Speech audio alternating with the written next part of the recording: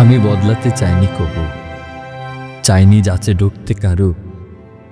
নিজের মতোই গড়েছি পথ, ভিড়ের ভেতরেও একাকী তারু।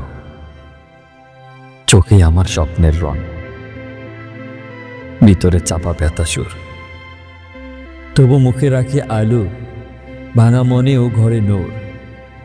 অনেক কিছু মেনে চলি, তবু নিজেকে হারাই না। নিজস্বতা আঁকড়ে দড়ি, বুকের মাঝে আগুন জ্বলা। কে বলেছে বদলাতে হবে? সবাই যেমন তেমনই কি হবে?